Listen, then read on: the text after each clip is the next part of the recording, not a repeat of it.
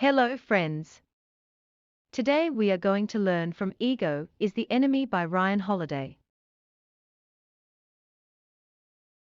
10 Rules of Ego is the Enemy. Too much talk about your work depletes you. Ego is the great enemy. Ego will hold you back every single time. Ego betrays you when things get difficult. If you start believing in your greatness, it is the death of your creativity. We can't keep learning if we think we already know everything. Pride makes you miss opportunities. You must adopt a student mindset. Maintain your sobriety when things get better.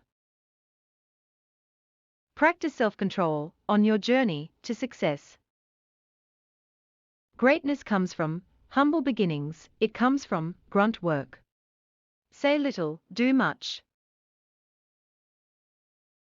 Thank you.